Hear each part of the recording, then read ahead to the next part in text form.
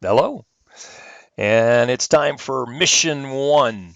So what I would like to do is to give you a quick overview. Actually, since this is the first mission, it'll probably be not as quick as you might like. As we move on to mission two, three, and four, I'll shorten these, but I'll spend a little more time walking you through some of the details of the way the mission is laid out and on this first one. So let's go ahead and click on mission one, communications. And you'll notice up here, there's a checklist, study guide, and a mission overview. This is obviously the mission overview we're now watching. And you may have looked at the checklist and study guide. If you haven't, let's pop that thing open and take a really quick look at it and see what it is. And you can see that we've got a number of topics here. We're going to basically be writing our first uh, C# program. It's going to be a very simple program. Most programs start with a hello world, and this is kind of like a fancy hello world. So, we'll be doing a little input, getting some information from the user. We'll be kind of echoing some of that back, maybe making some decisions based on what their responses are. And so if you take a look here, you'll see that I have the learn section. And I think the important thing here is, again, as I've stated in the past, in fact, I'm going to go back here really quick, is to, make sure that you figure out the ways in which you learn the best. Okay, so if you're a video learner, if you like that ability to actually see somebody walking through the code, describing it, being able to stop, go back, and that, I would highly recommend these videos. The Cengage videos are very, very short and they're very topical. These are videos that are kind of more practical, that I'll walk you through some stuff. And then most students, or a lot of students, have found these developer universities, these Tabor videos. Bob Tabor is a gentleman who is a developer for Microsoft and has been creating videos for a very long time. And they're not too long. They're usually 15 to 20 minutes long. He covers a specific topic. He walks through coding it. I find him to be very approachable, so I would recommend that everybody at least take a peek at that and see if Bob Tabor is your cup of tea. In terms of the chapter, we're going to be looking at chapter one. Here's a PowerPoint.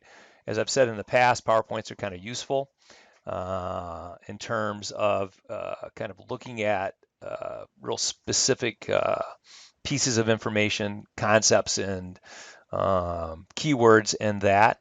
And you're also going to find a couple, mind tap. This is a little mind tap video, and this is a little mind tap video. These are just some extra pieces of information. So let's go back and take a look at that. And so, in terms of learning, you are responsible for finding the ways in which you learn best. So please take advantage of those. I've got a little check-off list here. There are practice items. We've talked about this. These are those mind tap exercises that exist in that sandbox area where you can go in and program and test them. Also for this mission, you're going to see that we have two chapters. This mission focuses on chapter one and chapter two. So make sure that you get those done, and that's in the knowledge section. And then in terms of submitting, you have two items to submit for this mission, and these items do have due dates. So pay attention to the due date. That's the mission debriefing, and we'll take a look at that quickly. And then also the conversation, and we're going to take a look at more closely. Now, every one of these checklist and study guides are kind of configured the same way in that we talk about some main topics. There's a checklist to help you work through. There are a number of keywords that you should make sure that you know, and those learning resources are there for you. You'll find the quizzes as a means of kind of assessing whether you know that. There's a list of concepts that you should have an understanding of. Again, the videos, the book, and I also think for a number of these, the PowerPoint does a really nice job. So the nice things about the PowerPoint is you can kind of pull those up, click through those, and find the things that you really need to learn. Okay. This is a list of explicitly the skills that we're going to require you to demonstrate, and you'll demonstrate those skills specifically in the mission project. And in this case, our mission project is called the conversation. Okay, so let's go back and take a look. So there you have it. That's kind of how the course is, or how the mission is laid out. So these are our learning materials. And if we come down to the mission project, before we kind of visit the project, let's take a look at debriefing. And let me see, I'm going to switch to a student role and see if it will look more similar to what you're going to see when I click on that. So let's go ahead and take a look at that mission debriefing. Answer the questions. And all of the debriefings are going to look just like this. And you can see that what I'm asking you to do is to just give me some idea of the number of hours that you put into this mission. And that's outside of class. If you happen to be a student who is in one of my face-to-face classes, this is not graded other than that I want you to do it and complete. Please be as honest as possible. You don't have to track it to the minute. Just get some sense. If you had a sticky note and you just kept track roughly of the number of hours that you put in, because some of the missions are longer than others. And that just gives me some idea as to how much time you're putting in. You'll see here, learning resources. It says describe the learning resources you use for this mission. Okay, so as I said before, I really want you to, as a developer, as a student, as somebody going through life learning, I want you to find ways in which you can learn best. Okay, find kind of those modes that help you the best. And all I'm asking you to do here is just kind of share that with me. What did you find out? Are you a textbook person? Are you somebody who likes those Tabor videos? See what you like. Mission reflection. Describe your learning experience during the mission. State concepts and topics that were clear and those that needed more explanation. Any and all suggestions are encouraged and welcome.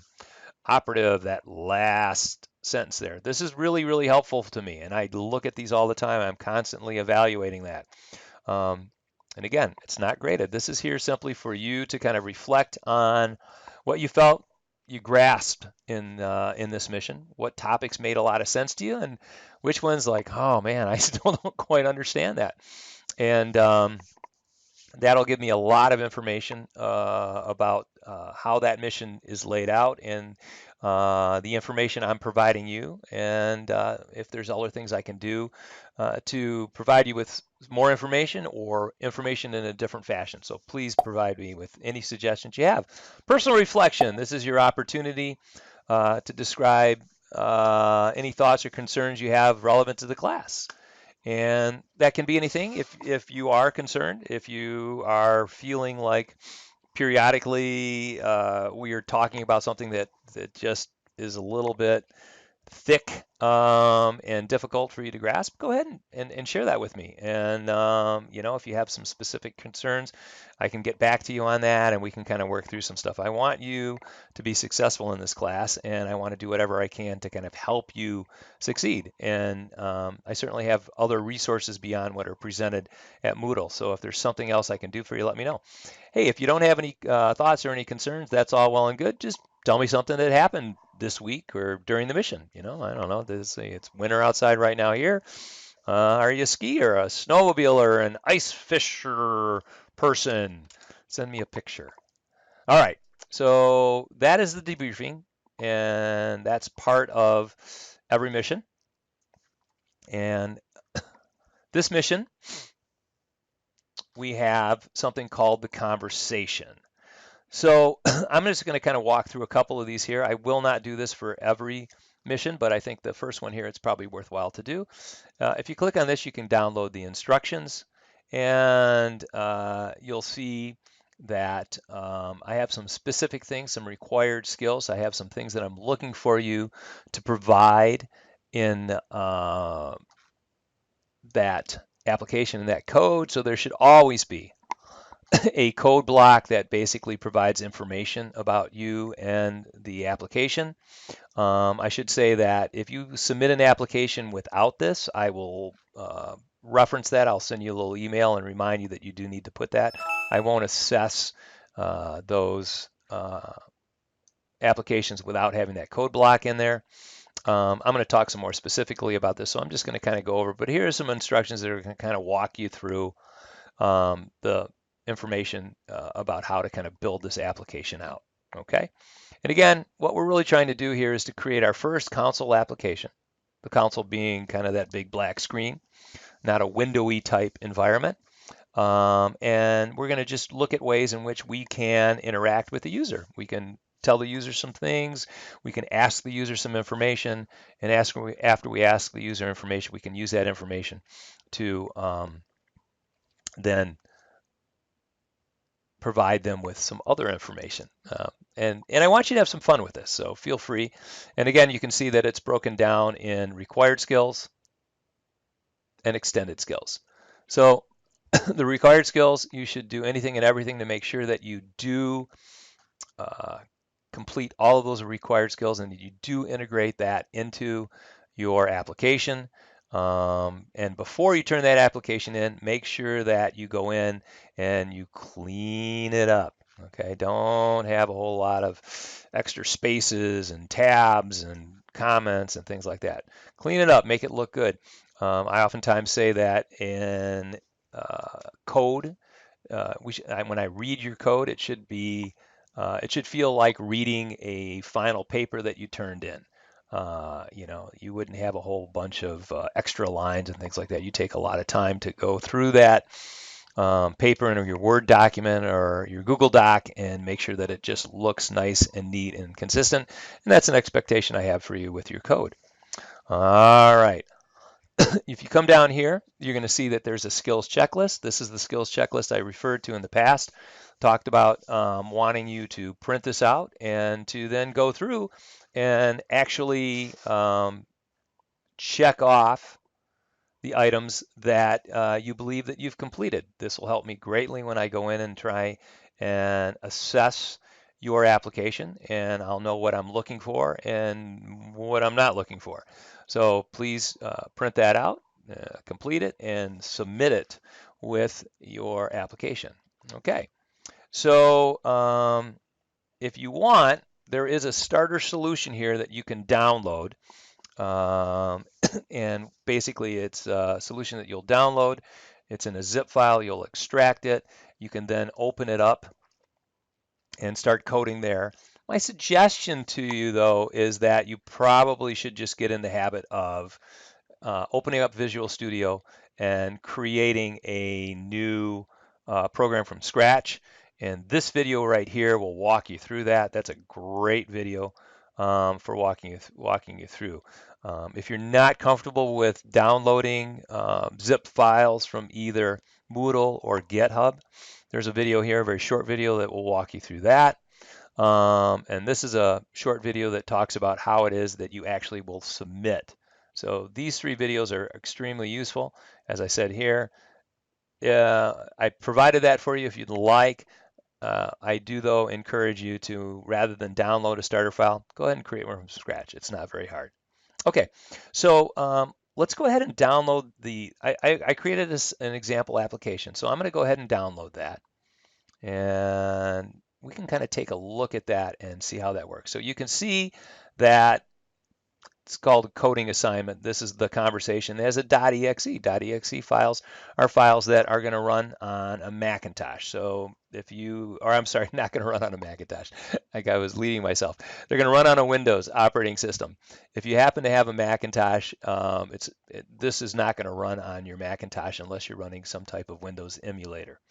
Okay, but you can watch this video. We're going to walk through it. So let's go ahead. I'll throw it into here and save that. And you'll see it'll pop up down here. I'm using Chrome. And then if I click on this and run it, this is going to come up. Windows is worried about you trying to run an executable file that it hasn't quite blessed. It hasn't blessed my application. I'm not sure why, but it doesn't. And so to go ahead and play that or open that up, you can just click on that and it'll say run anyway. You've been properly warned. That's all right. We're good. All right. So here's my application, the skier app, and it says press any key to continue.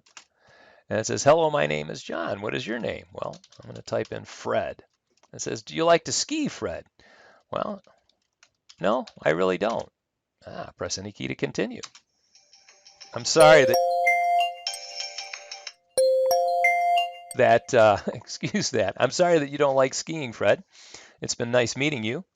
Press any key to exit. And now you can see that we're at kind of the closing screen. And we're out. So that was a very short app. But let's go ahead and run it one more time. And let me see, I'm going to go to my file and my downloads and my conversation. And I'm stopping.